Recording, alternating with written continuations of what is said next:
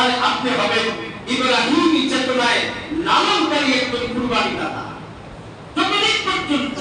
যতক্ষণ পর্যন্ত এই চেতনা আর এই চিন্তার ফুটি আর বুঝ আমাদের ভিতরে না আসবে, আমার গরু কোন এলাকায় সবচেয়ে বড় হইতে পারে, আমি উট জবাই দিতে পারি, একাধিক কুরবানি দিতে পারি, আপনার দরবারে এই কুরবানির বিন্দু পরিমাণ কোনো দাম নাই, শুধু কুরবানি দাতার গোশত খাওয়া ছাড়া।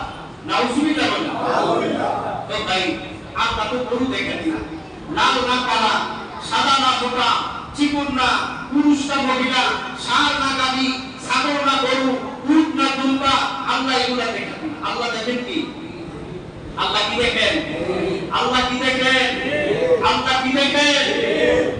ও ভাই, আল্লাহ তো আমাদেরকে বাঁচাই দিয়েছেন, সময় শেষ, আল্লাহ বাঁচাই দিয়েছেন। এই জন্য কুরবানি কবুল হওয়ার সিস্টেম যদি সেই আদম আলাইহিস সালামের যুগের সিস্টেম থাকতো, আমরা সবাই একটা মাঠের মধ্যে উট গরু ছাগল যাই দিতাম, যাই রাখতাম, সকালবেলা আসমান থেকে আগুন আইসা যার কুরবানি আল্লাহর কাছে পছন্দের ওইটারে গাছ করে ফেলতো, ওইটারে খায়া ফেলতো, তাহলে আমরা বুঝতে পারতাম আমরা কত বড় মুত্তাকি আর কত বড় মুমিনা আত্মসমর্পণ করি। আল্লাহ বাঁচাই দিচ্ছে। ওই যাত্রা কবুল হইতেছে আর যাত্রা কবুল হইতেছে না, ওই সব বরাবর। কেন? উম্মতে মুহাম্মাদি লজ্জিত হবে। বহুত বড় হাজী সাহেব, তার বহুত বড় গরু, মুরকুন এলাকায় এসছে, বড় বড় অন্যায়, কিন্তু আগুন আসে নাই। তাহলে গরুর সাথে 200 কাপ্তানের বাজার থেকে কিনা আনা, 200 কিনা আনা লাগতো। এত বড় হাজী সাহেব, এত বড় খতিব সাহেব, তার কুরবানি 2024 সালে কবুল হয় নাই। ঘর থেকে দুপুরের সময় আসবে দুদিন পাত্র নেই। আল্লাহর কবুল করে ইসলাম আমাদের।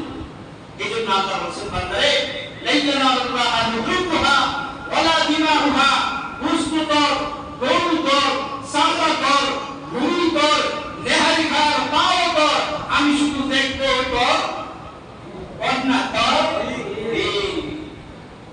আমার বস্তুর প্রয়োজন নাই, বস্তু তুই খা। আমার চামড়ার প্রয়োজন নাই, চামড়া তুই খা। ভূমিটাও তুই খা, গরুর পাটাও তুই খা, কিন্তু ভয় আপন করে কার? বলে বলেন কার? এখন তো সবাই আছে, আল্লাহ তাআলা তাদেরকে সামর্থ্য দিয়েছেন, গরু ক্রয় করেছেন। সবাই যাওয়ার আগে নিয়তকে আবার পরিবর্তন করেন। কুরবানি হবে কার জন্য? জীবনে একটাই হবে না, সারা জীবনের কুরবানি হবে কার জন্য? আল্লাহ বলেন, ইন্না সালাতি ওয়া নুসুকি ওয়া মাহইয়ায়া ওয়া মামাতি লিল্লাহি রাব্বিল আলামিন।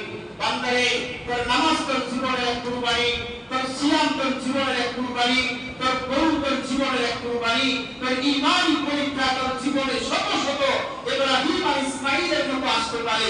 প্রত্যেকটা কুরবানি, প্রত্যেকটা বিষয়কে করতে হবে কামাজি খুশি করার জন্য, আল্লাহকে খুশি করার জন্য। আমার ভাইরা, আল্লাহ তাআলা আমরা দোয়া করি যারা কুরবানি দিবেন, আল্লাহ তাআলা সকলকে আল্লাহকেই রাজি এবং খুশি করার জন্য নিজের প্রশুদ্ধ মনোভাব সহ এই নাফস সহ কুরবানি করার তৌফিক আল্লাহ আমাদের সবাইকে দান করুন, বলেন আমিন।